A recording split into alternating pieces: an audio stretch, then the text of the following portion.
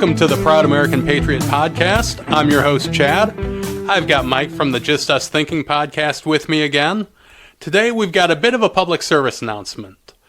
How not to get killed by the police. Now, really, this should be pretty common sense, don't you think, Mike? It should be. Yet many Darwin Award winners get this award. Or they should, because it's not that difficult if you just use some common sense and some logic. Yeah. And it doesn't take very much common sense. No, it's understanding English pretty much. Yeah. And then following directions. Yeah, which you learned in kindergarten, right? I know I did. I learned that before kindergarten. When I was little, my parents would tell me to do something, and if I didn't, I got punched until I learned if they tell me to do something, I do it. Yeah.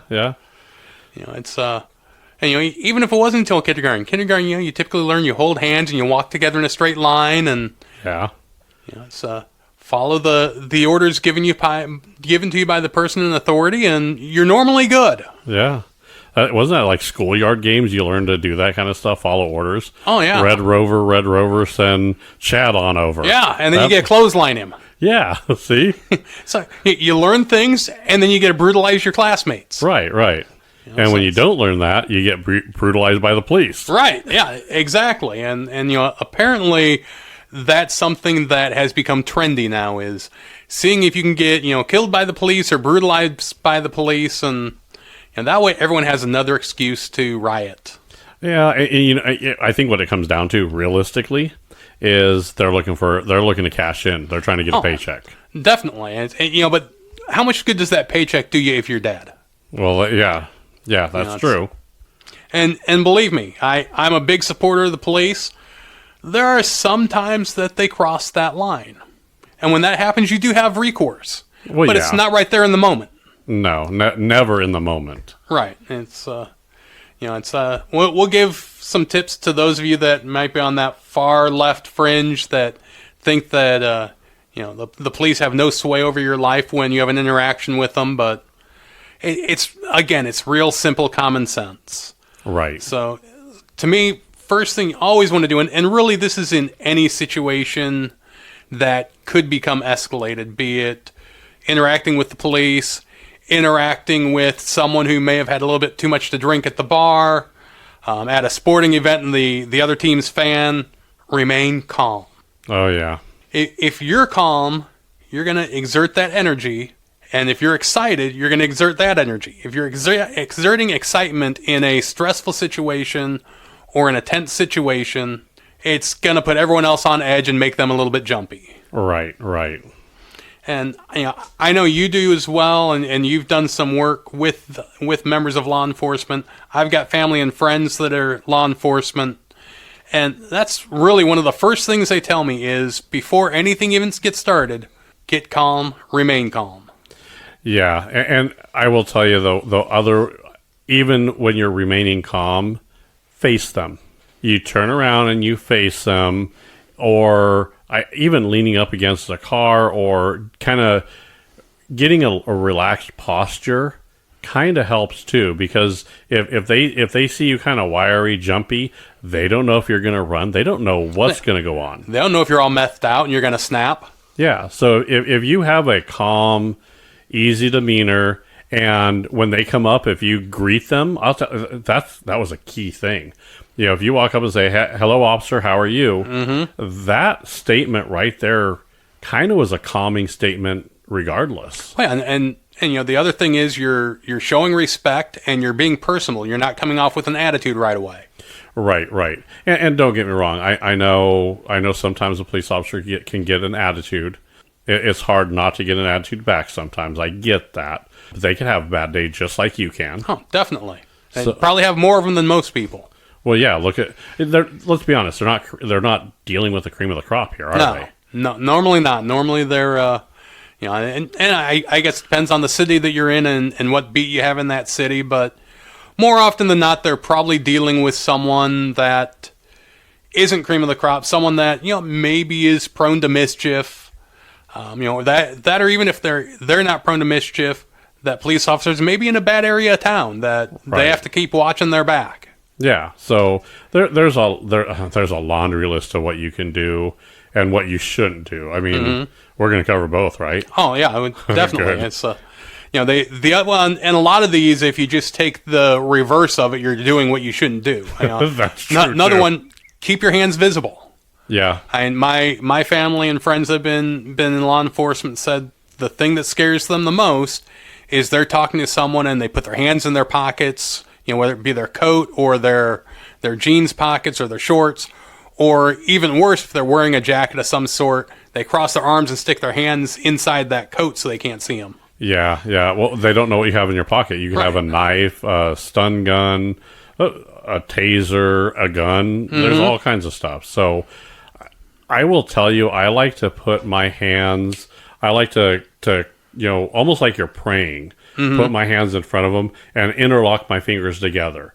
That seems to make everybody a lot more calmer when you're just standing there with your arms, together. They know you're not reaching for anything. It kind of makes them a little calmer. And you can't swing a punch if you have your fingers together like that. Right. Yeah.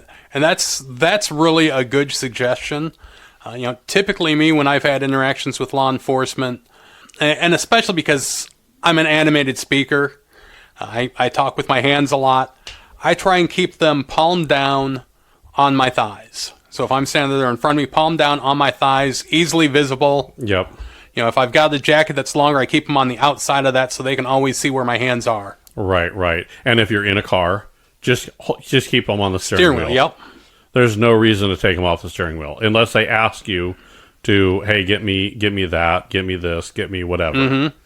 Yeah, my one family member told me if you ever get pulled over by the police, once you get pulled over and put in park, kill your engine and then either both hands on the steering wheel, or he said put both hands on top of your head, because that way when they're approaching from the back, they can see your hands and where they are.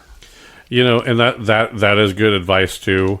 The hands on the head, now it depends on where you're at. That's almost I've done this before and I've been in trouble. So sometimes depending on the officer, you may be sending the wrong message there. What I would suggest, if you're getting pulled over, when you get pulled over, you turn off your key, you get your documents out first. Go ahead and get your documents out. They could see in your car. They could see you reach over to your glove compartment. They could see you getting, and they understand that. They're going to understand when you're reaching for paperwork. But when they approach the car, don't be digging. So when you see them get out of their car and come into your car, that's when your hands should go on the steering wheel. You should have all that paperwork either on the dash or right on your lap and put your hands there. So when they come over, obviously they saw you digging, so they're going to look and see. If they see your hands on the steering wheel, they're going to be okay. They're going to see on your lap that you have all the paperwork, and that they're going to put two and two together. They're going to say, okay, he got all his paperwork ready for me. Then you start the interaction, and I always, always, always recommend saying, hello, officer, hope you're having a good night, or something, some kind of greeting to help the situation. Never, ever say, I can't believe you pulled me over. Or if you come off with an attitude right off the bat, I tell you, you're ruining your chances to talk yourself out of a ticket. Oh yeah, definitely. It's if you're going to give them attitude and give them flack for doing their job, they're not going to want to give you the benefit of the doubt. Right. Even if you're speeding, I've had people. I've been there. I've been in that situation where, police officer pulls you over and, yeah, here's my paperwork. Sorry, I was really in a hurry. I'm really sorry. And I did everything right. And he went back and he goes, I'm just going to give you a warning. Mm-hmm. I really appreciate that. Thank you very much. I'll slow down. Yeah, worked great. And it's a lot of people think, well, I'll just lie my way out of it and say something. Most police officers have been around long enough that they can see through it within the first 2 seconds, I think. They can see through the lies. They can really see through the lies. Now, if you decide that, if they say, hey, do you know how fast you're going? There's a difference between lying and there's a difference between incriminating yourself. There is a line there. And when a police officer asks you questions, you do have the right to take Fifth Amendment privilege. Right. You can tell them that you're not going to answer that on grounds that you may incriminate yourself, or that you're going to respectfully deny to answer that question based on your Fifth Amendment privilege. But if you do that, do it in a nice way. don't get an attitude. Yeah. Because, again, attitude is going to lessen that chance that you're going to just get a warning or something like that. Or maybe he'll knock it down a few miles an hour so you get the lesser fine than the larger one. Right. And I don't know how many people I see purposely talk themselves into a ticket. I mean, that attitude goes a long way. Mm-hmm. And you know what? Sometimes they have an attitude, and if they're unreasonable, or if they're just, they say something they shouldn't have, or if you think that there was something else fishy going on, you don't take action there. You hire an attorney, go to the prosecutor and say, hey, this is what happened. You'll have your day in court. Oh, definitely. It's that's why they give you a summons to appear. Right. So if you get pulled over for, speeding, and, they're saying, well, you're going, this is a 30 mile an hour zone. You're like, no, there's this, I apologize, officer, but there was a sign back there that said 40. I was going 40. And if that is truly the case, go take a picture of the sign. It's on Google Earth now. I mean, right. You could see all that. You could get a sign like that, and you go to court, and then there's your evidence. Yeah. There's no point in arguing with them at the stop. Everyone's got a video recording device on them all the time in their cell phone. You swing back around, go back a mile or two to where that sign was, and set your phone up on the dash or have someone hold it for you, and you drive that, and there's the sign, and here's where I've gotten pulled over. There were no other signs in between. Yep. It's kind of open and shut. And, I would add to that, even before you start looking at, well, I have my day in court down the road, and, I can, say what I want then.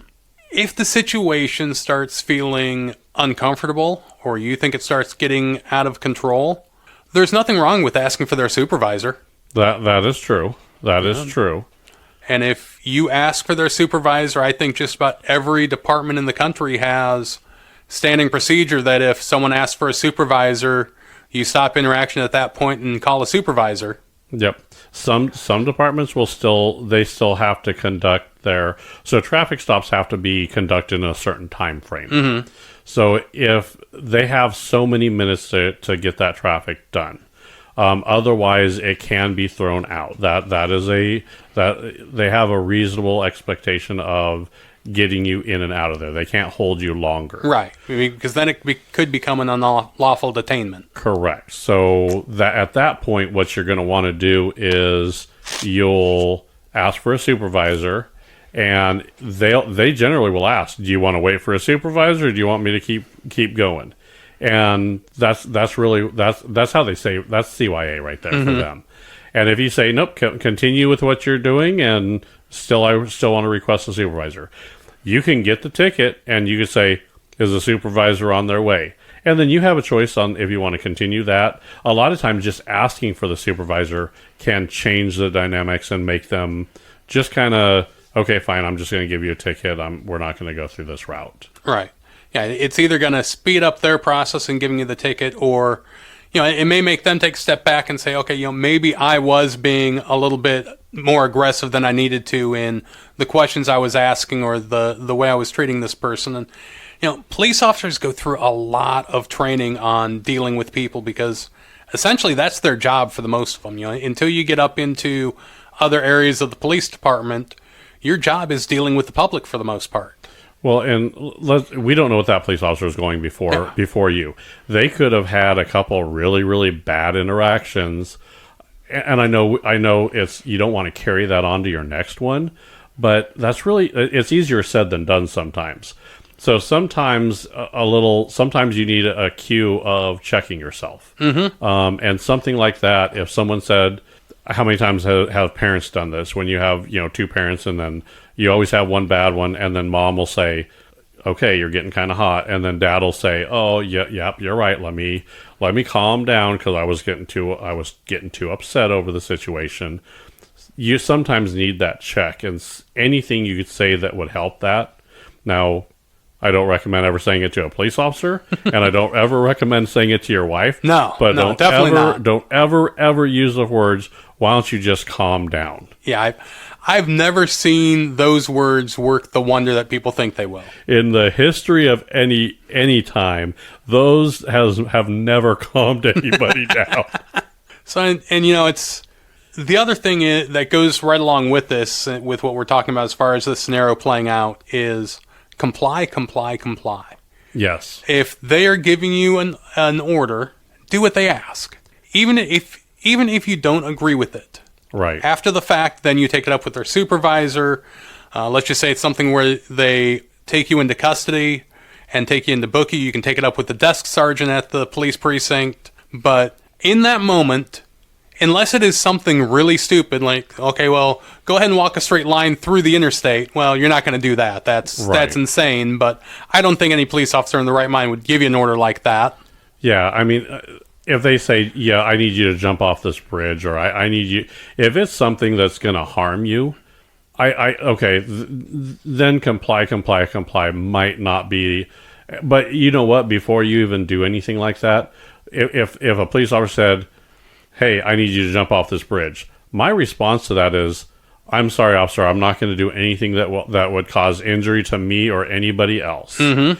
Because let's be honest, most of them, almost all the police departments have body camera and video and mic'd up. Right. So they're not going to, let's be quite honest, they're not going to make something like that or make a statement like that. And there are people that don't think police departments should spend all this money on body cameras and the microphones and the audio and all of that. The thing is, one, it keeps you safe. Right. Because it's a complete record of what's happening during that interaction. And two, it's just another piece to make sure that they stay in check and do what they're supposed to do. Right. Now when we say comply, now if the police officer comes over to you and says, hey, I'm going to search your car, you could simply say, I do not consent to any search or seizures of my property. Right. Now, if they say, I don't care, I'm going to search your car, you should never, ever, ever physically try to stop them at all. Exactly. If they search your car, if they start doing that and they don't have a warrant, probable cause, or anything like that, those are all considered fruits of the poisonous tree and can't be used as evidence. Right. But you take care of that in court, not on the side of the road. You don't, when they go start opening your car door or start looking and stuff, you just say, sir, I don't comply to a search and seizure. I don't like this. I'm not comfortable with this. And that's where knowing your rights and educating yourself on what police can and can't do and what questions you should ask when they are giving you those commands comes into play. And I've been in a situation where an officer pulled me over for speeding and then said that he wanted to search my vehicle. And I looked at him and told him I do not give him authorization to search my vehicle and wanted to know what his probable cause was. Right. He couldn't explain the probable cause to me, so he had no right to go into my vehicle and look for anything. He can stand outside my vehicle with his flashlight and shine it anywhere he wants to in my vehicle and look, but unless he sees something that gives him probable cause, smells something that gives him probable cause, or I'm acting in a way that gives him probable cause, he can't go into my vehicle and look into it without my permission or without a warrant. So, and this is where confusion happens quite a bit. So when they say, yeah, we're going to search your vehicle, that's when you don't say okay. Right. That's the worst thing you do, honestly. Mm-hmm. You should say, I'm sorry, officer, I don't consent to any search and seizure. That officer is going to make a choice. He's either going to do it or not. And if he doesn't want to get sued for not doing something correctly, that's going to open him up to a lawsuit. Let's be honest. No police officer is going to work at all saying, yep, let's see if I get sued today. Let me see if I could lose my job today. That doesn't happen. It just doesn't happen. Now, do they make mistakes? Sure. Everybody does. And, that's part of human, being human. To find me someone that's never made a mistake in their life. I mean, it's not going to happen. But, and like you said, your day in court. So let's just say in this scenario, police officer says, I'm going to search your vehicle. And you say, no, you can't do that. And they say, well, I'm going to do it anyway. Again, that's all going to be on body camera. And that's something where any decent-sized town, you're going to have plenty of lawyers that would love to take that case, because that's a hope. Anytime that you are suing a police department or a municipality, it is a high-profile case, and lawyers love those more than anything else. Right. and they'll subpoena the body cam footage and the dashboard footage, and they'll be able to see exactly what happens. You'll be able to go on stand and say, here's the way things happened, and here's what he said to me, and I told him no, I don't want him searching my vehicle, and he said, well, I'm going to search it anyway. And normally something like that's probably going to be pretty open and shut. Unless the police officer has something they can give as probable cause for doing that. Well, and here's what people don't seem to understand and don't have a lot of understanding behind after the stop. That police officer has to, if he arrests you or he does something that he's not supposed to do, you're going to have your day in court. And if he's done something that he should not have done, that judge is not going to be happy. Oh, definitely. I've been in a courtroom where a police officer did something he wasn't supposed to be doing, and that judge was livid. Was it bad, Lieutenant? No, it was. I remember he caught someone for, it was a speeding violation, and because it was through a construction zone, I guess something like got picked up from the debris in the construction zone, and then went back and hit the squad car. So he ran over something, and it hit the squad car that was behind him, which the officer immediately got mad, and then that was his interaction. So he got pulled over, and then he pulled him out of the car, like forcibly pulled him out of the car, threw him to the ground, searched the car, and then gave him a speeding ticket. And when that went to the court, they watched they played the footage of it, and he's like, well, he threw something at my car. No, you could clearly see that was road debris from the construction.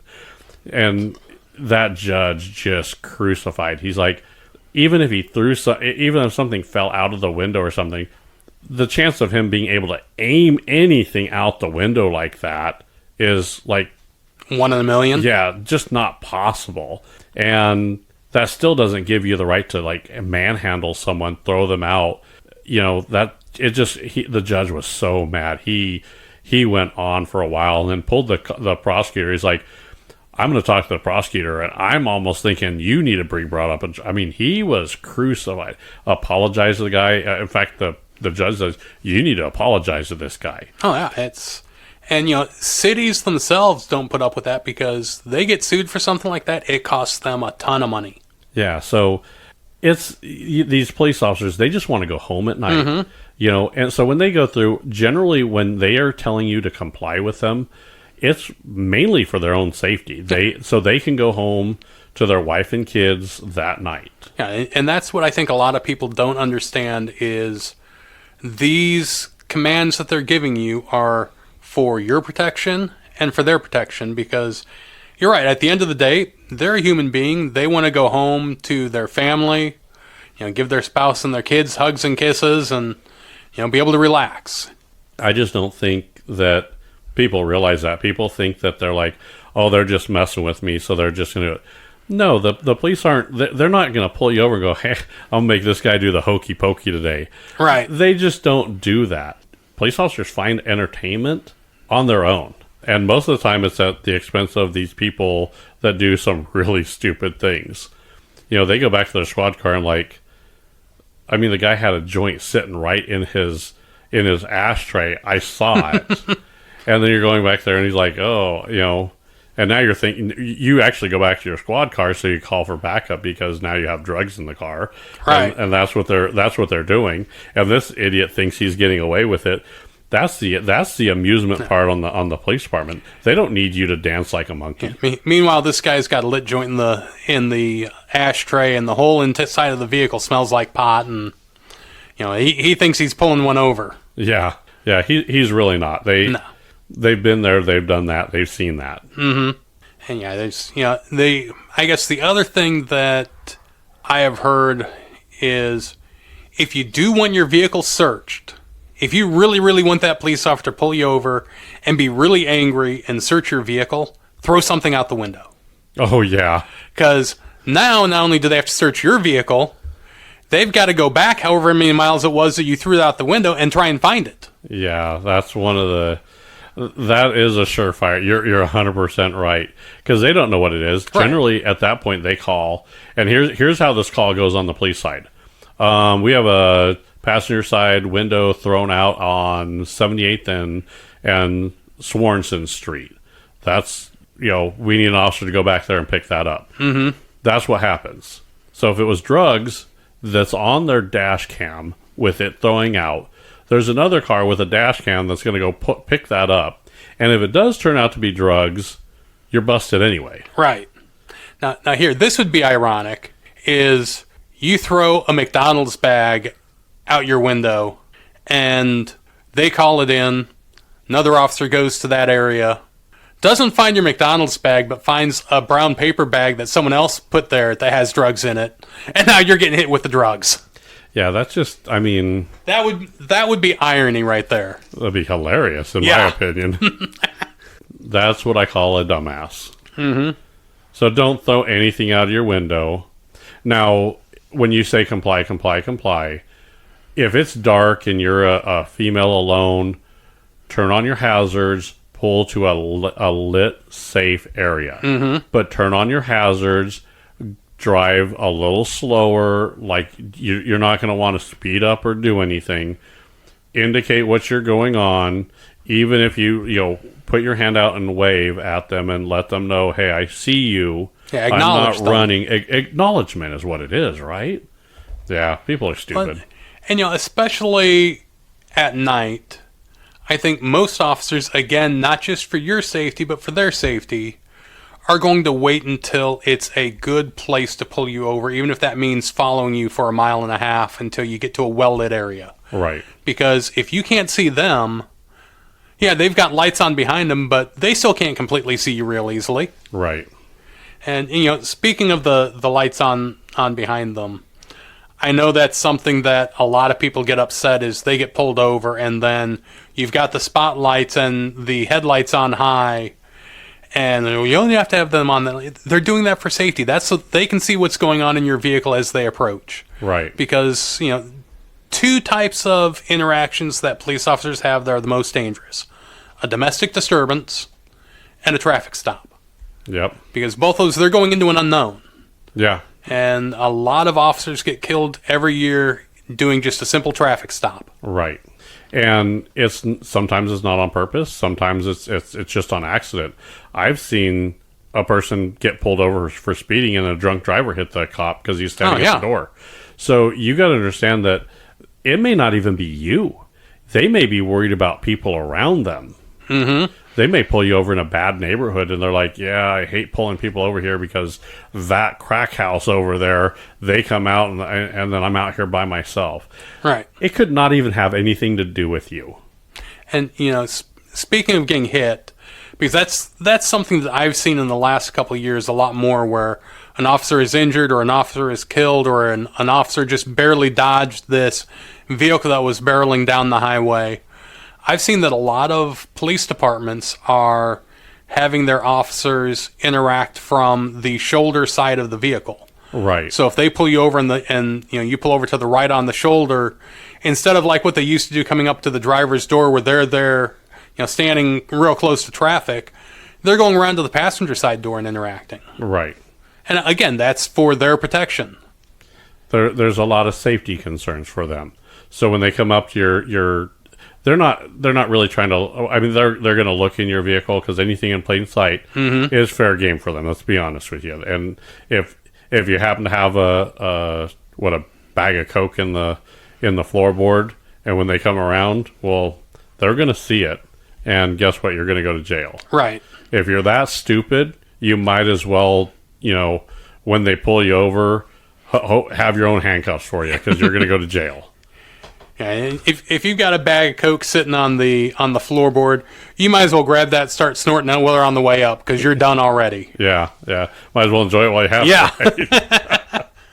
Oh, geez. No, so and it's the big thing, and go back to comply. It's comply within your rights. And that's where, as citizens, we need to do our homework so we know what is a just and lawful order and what is an order we can contest. Right.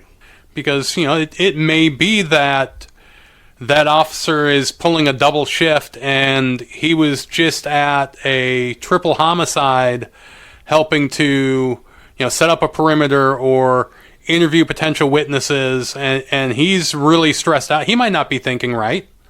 Yeah. And just because he asks you to do something that you don't think is right doesn't mean you go off on him and call him an idiot or anything. Again, you be respectful, tell him why you disagree with that and don't want to comply with it, and give him the chance to say, all right, you know what, you're right, we're not going to do that, or explain to you why he wants you to do that. Yeah, you could always ask for clarification. If you don't understand, or why do you need that? I'm confused. I'm sorry. Something like that would. There's nothing wrong with that. Yeah, officer friendly. Why do you want me to do the hokey pokey? Right. There could be a reason.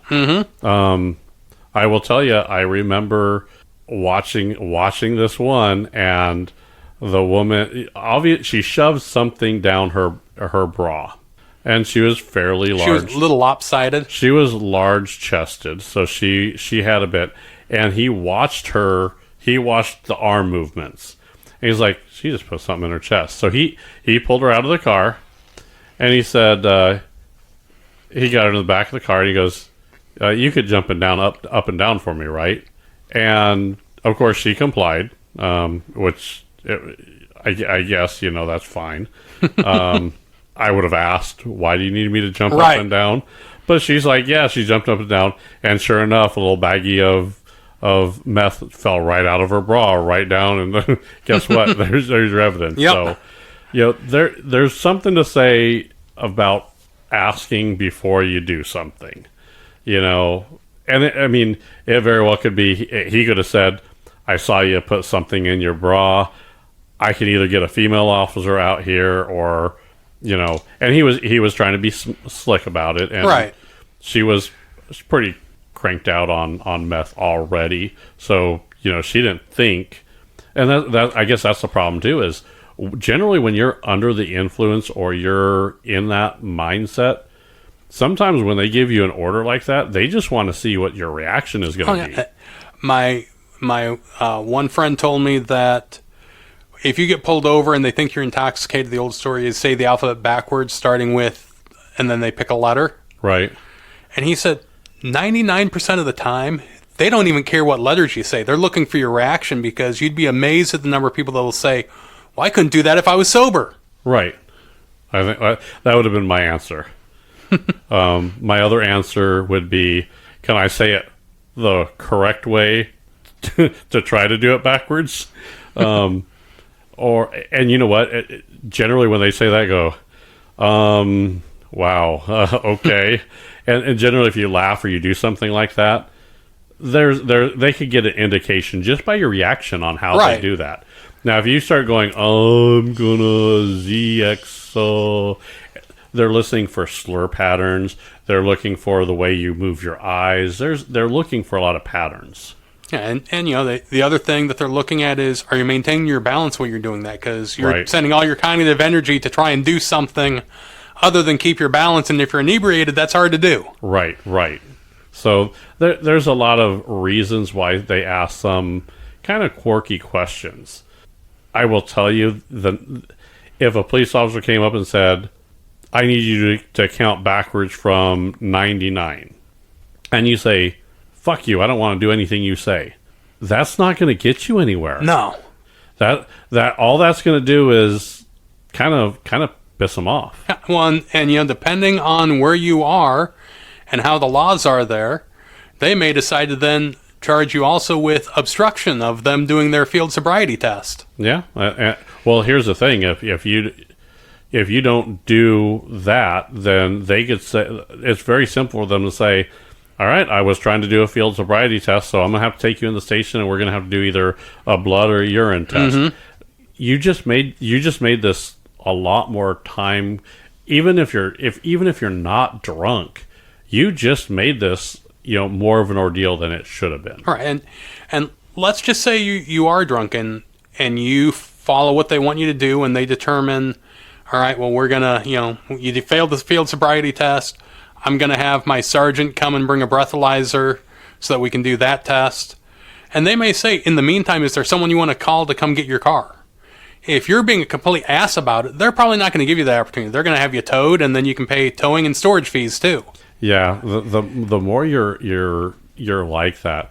I remember a story, and I was in the passenger seat. It was a ride along, and we got behind this car, and the police officer started laughing. I looked over. I said, "What's so funny?" He goes, "Watch this." He pulled the guy over, and he looked me straight in the eye. He goes, "You know, this guy just peed his pants." And I said, "Wait, what?" And he's like, "Yep, he peed his pants." I'm like, "Bullshit. There's no way you know that." Well, we get out of the car. We go right up to the door. They get him out. Sure enough, he's peed all over his pants. Turns out that this is not the first time this guy got stopped. And he gets out of the car and he goes, "All right, I'll consent to a urine test." They were prepared this time. So they said, okay. They pulled a van up. They took his pants out. They took his pants off of him, wringed them out on a little urine cup. Here's where the problem happened. Not only was his blood alcohol high from the urine that they have that was still warm from the jeans, but there was traces of drugs on those pants. So guess what? Now he picked up a drug charge. Now, see, to me, the legal thinking side of my brain would say you get thrown out because the urine's contaminated by the jeans and his underwear and everything else. Because what's to say he wasn't somewhere and someone there was doing coke or whatever drug it was that was on his jeans, and some of the residue got brushed off onto his jeans and he hadn't even touched it. Yep. And that was my thinking as well. That's immediately and there was a female officer there, and as they were doing this, I'm standing outside with a female officer because they're inside doing this thing. And I said, is this going to work?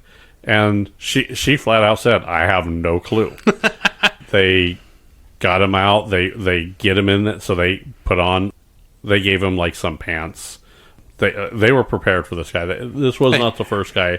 They had some sweats for him to wear or something. Yeah. So it was like I want to say there were what do the doctors wear? The scrubs. Scrubs. It was scrubs. They were prepared for him, and I remember the police officer goes, "Finally got you. We got the urine test. So I'm going to mark it that you are, this is testing at like a point something." And he goes, "That's equivalent to like 12 or 13 beers that you just had." He goes, "Bullshit, I've only had 6. Yep. Well, guess self-incriminate. What? And I remember the female officer looking over me. She goes, "Doesn't matter now, does it?" And I cracked up and I'm like, God, that worked. How the hell did that work? You got this guy to piss his pants and then got him. I'm like, there's no way that you had that. That's not going to hold up in court. But here's the thing, the confession will. Mm-hmm. And they've got it on video and audio. So yep, because it happened in the back of the medic van that they had. They pulled a medic van. And here's the thing, they knew this guy was doing this. This wasn't the first rodeo, so they had a plan in place for this one guy.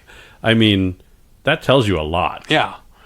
Well, and that's another subject we could probably talk about just for a little bit, is because I do like to tell both sides of the story. Police aren't necessarily angels either.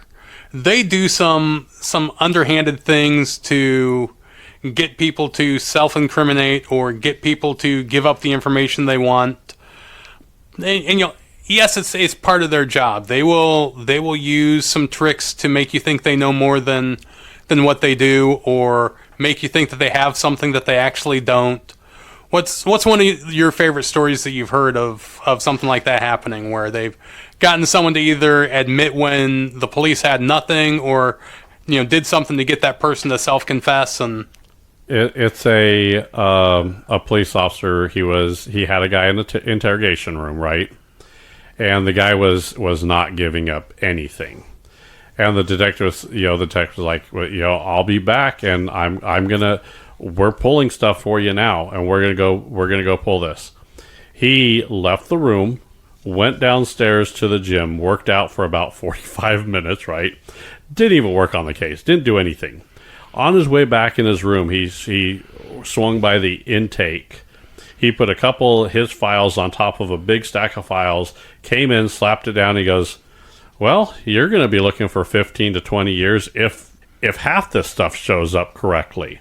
And I guess there was another person there, and he had a name of a co-conspirator. And he goes, and we've got Danny in the office in the next room, and he's singing like a canary.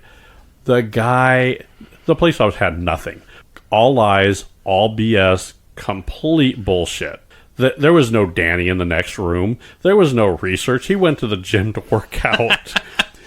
Now this guy just started. Nope. It was Danny's idea. He did it. Blah blah blah.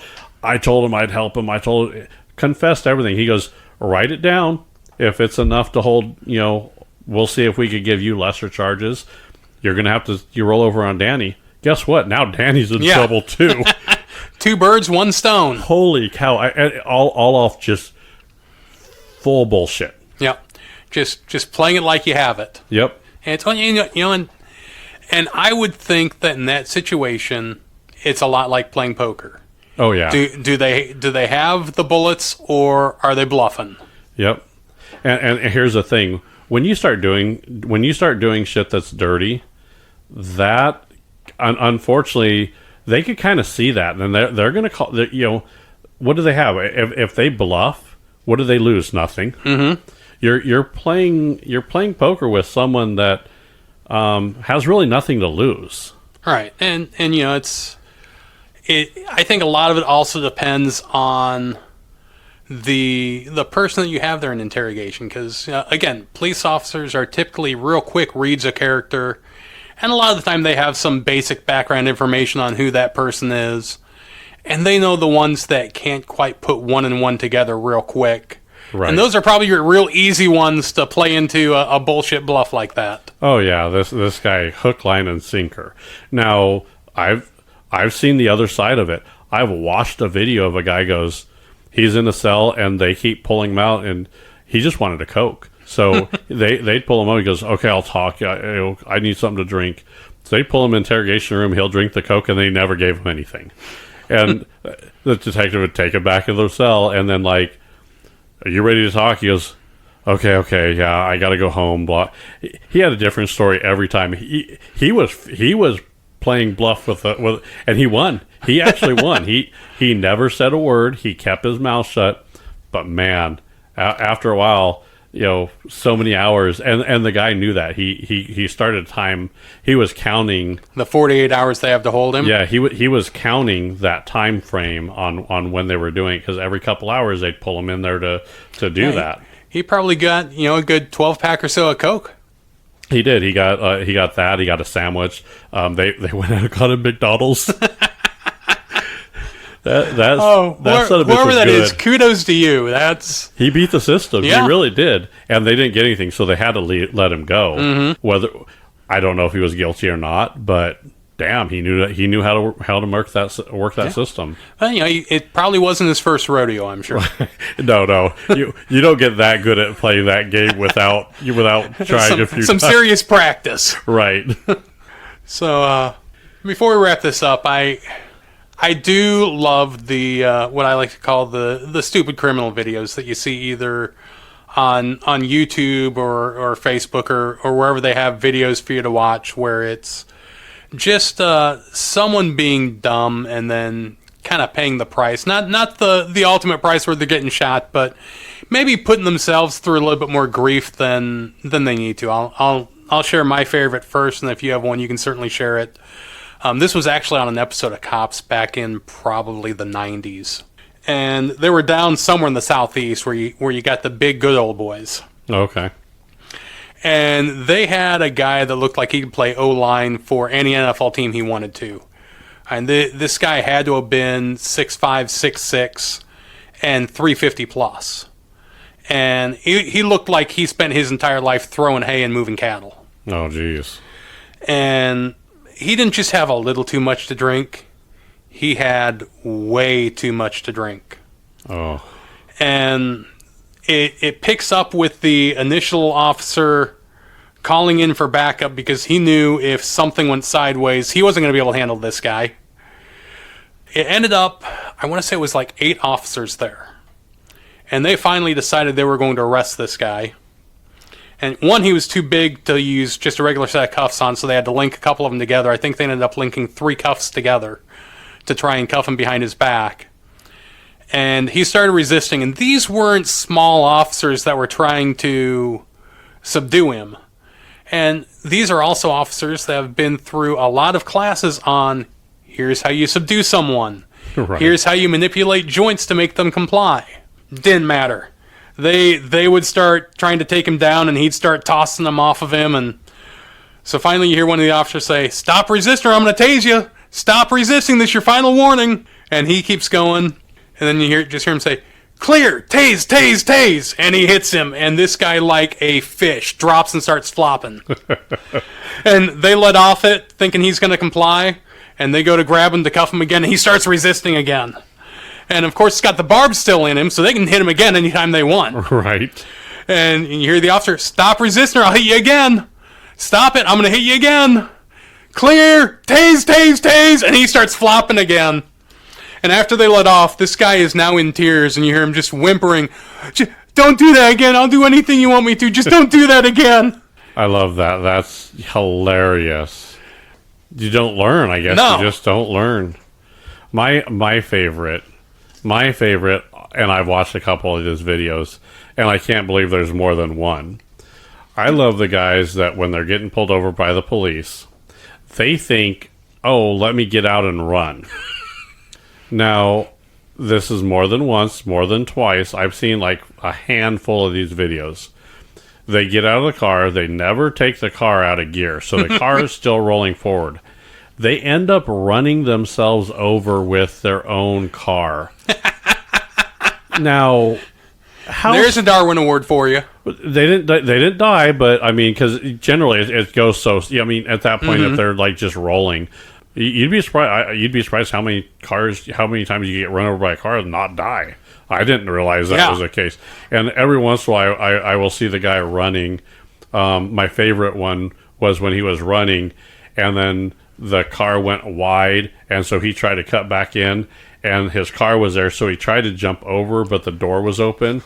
And because he was sagging his pants, when he tried to jump over, his pants got caught in his rear view mirror.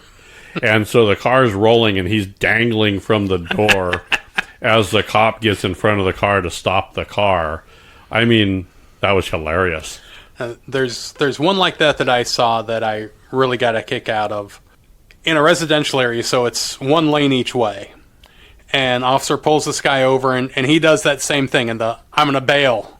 Yeah. And so when he bails, he's got half the street that he has to cross, and then he's into someone's front yard, and I'm sure he's thinking he'll cut through their yard and jump a fence or two and ditch the cop. Well, one, there's probably more of them around. Right. 2, they've got dogs. 3, if it's a decent-sized police department, they've got a helicopter. So running is never a good option. But this guy didn't even make it that far because he was doing the same thing. He had the waist of my pants should be underneath my butt. Right. So when he jumps out of this car, he takes about 2 steps, and his pants come loose and drops another around his ankle, and he's trying to full-on sprint. So he took about 2 steps, and then it was roll. Yep. It's amazing they try it. They think that's going to get him away. The best part was when the police got to him, he started screaming police brutality, and then he was going to sue them for police brutality because he busted up his lip when he fell. Jeez. No, you did that to yourself, sir. You shouldn't have tried to run. If you don't want to get hurt or worse, don't run. Just comply, be polite, and don't be reaching for stuff. I mean, once that cop's present, that's not the time to go reaching for stuff or going, because he doesn't know what you're reaching for. And, I would rather be upfront with an officer and let them know anything that they may have a concern about. I always carry a pocket knife with me.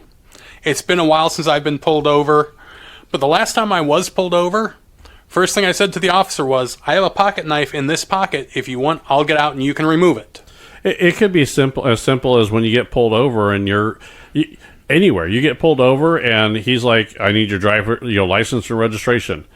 If it's not in your pocket, and say it's actually in the back, in my backpack in the back, can I grab it? Mm-hmm.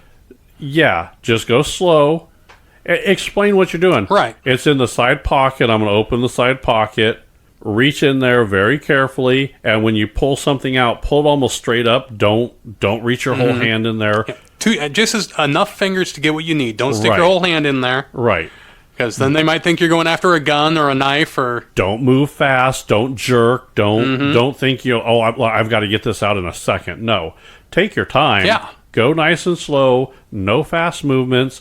That's how you live. Because, again, they want to be safe and they want you to be safe. Right. At the end of the day, they want everyone to go home safe to their families or wherever they're going. Right. And if that includes you going to jail, they would rather you go to jail than the morgue. Yeah, definitely. The paperwork involved is just crazy. And there's enough paperwork involved if you go to jail, and it's 10 times as much if you're going to the morgue. And then you have to answer questions, and there's all...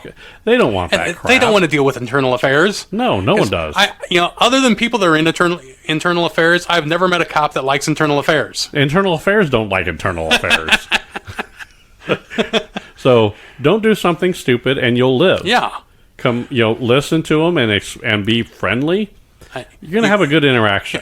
You want to get a quick trip to the morgue in a bus? Charge that cop and try and tackle him or something like that, because that'll get you dead real quick. Reaching for their gun will do that too. Reaching for anything on their body will probably get you in trouble too. Yep. Yeah, it's and keep your hands out where you can see them. Even and again, from my background, if I'm in an intense situation, my natural instinct is to keep my hands open and out in front of me, because if you have your hands open, they're not threatening. It's not like they're in a fist. Right. And if you have them out in front of them, you can deflect anything that's coming at you, and you're also creating distance. Right. Now, with a police officer, you typically don't want to do that, which is why I take mine and go from that open in front of me and put them right down on my thigh. That way I know if I'm touching my thighs, they're not going anywhere where it's going to cause a distraction or make them think that I'm doing something. Well, and the reason why the thighs is a big deal is a lot of times what the officer may not just be looking at your fist. If you have a fist, you could have a fist down by your side and you're okay. If you have that elbow bent, that may indicate that you're going to throw a punch. Mm-hmm. You can't throw a punch with your elbow, fully extended. Yeah. If you were in a punch move, yeah. You can throw a punch with your elbow fully extended and locked out, but you look really stupid doing it, and you're probably not going to hit anything. Well, and then they're going to have a good laugh at you for that stupid. Yeah. So, yeah, I agree with all that. Yeah, again, go back to the first point that we made. Remain calm. Yeah. Unless there's a reason to be excited. Back years ago when my mother was alive, she had been sick and in and out of the hospital quite a bit. And I was at work one day, got a call that she had been rushed to the hospital. At that point, my whole goal was to get from point A, where I was, to point B, the hospital, as fast as I can. Right. I was speeding by not a little bit. I was speeding by a lot. Right. And we're talking almost 100 on the interstate in town. Jeez. And my whole thought process was, if a cop wants to pull me over, they can pull me over, but not until I get to the hospital. Right. And then it's going to be, you can talk to me as I'm walking. Yeah. And that's one of the situations afterwards. I asked one of my family members, I was a cop, what would have happened if I would have gotten pulled over? And he said, well, they probably would have had lights and sirens on. They would have preferred that you pulled over, but most likely once you got to the hospital, they would have been able to put two and two together. Right. Understand what's going on, and they probably would have said, okay, wait here for just a minute, and they might have gone and checked to make sure that, yes, this person that you're saying just got rushed to the hospital is actually there. But yeah, they're not going to give you a ticket for something. They'll probably tell you next time, pull over, we'll escort you to the hospital. Even if they gave you a ticket, it's still not the end of the world. No. I mean, even if you're doing something wrong. They'd have taken me away in cuffs. I was going that fast, but they'd have dropped it down to a ticket, I'm sure. And he said, most likely you wouldn't have. They'd have probably just said, next time, pull over. When we get to your door, tell us what's happening. Yeah. We'll give you an escort to the hospital. And then you'll get there even quicker. See, and that's a lot of people don't realize that they will do that. If you just say, if you get pulled over and you're there and you say that police officer comes over and you can put your hands out the window, make sure that your hands are wide open so they can see that you're not holding anything, and just say, "I'm sorry, my mom's in the hospital. I'm trying to get there. Can you escort me?" I will tell you, I've seen that happen. I've seen the police officer say, "I'm right behind you with lights and sirens." They followed him to the hospital. They went in there. They went in there with him. They walked all the way up to the room, and the guy, I mean, you can see the guy went in there, and literally as the guy walked in, within like 5 minutes, the police officer was still there when she coded. And the guy came out, and he said, "I understand if you have to give me a ticket." He goes, "I'm not going to give you a ticket. That's the least of your concern. Thank you for letting me know what was going on." And he moved on. They're human. Yeah. It's You got to understand that they're going to look at that and say, "Wow, if that was my mom or that was my dad, I'd probably want to do the same thing." So kind of, you got to put yourself in their shoes, and they have to put them in your shoes. yeah, definitely. There has to be a common ground, and all that takes is communication. So, And it's and really in any situation where there's potential conflict, staying calm and communicating does wonders. right. When I was in my 20s and was going to the bar a lot, wouldn't believe the number of conflicts I resolved just by staying calm and using logic and communicating. Right. It goes a long way, so it really does. So, Well, we're sitting at about an hour, so I think we should better wrap this up. Want to thank you for joining me on the Proud American Patriot podcast again, Mike. thank you. I always like being on your show, and I always like having you on my show. Definitely. So, I need to be on your show again sometime soon. you're always welcome. All right, well, we'll put one of those together. I want to thank everyone for listening.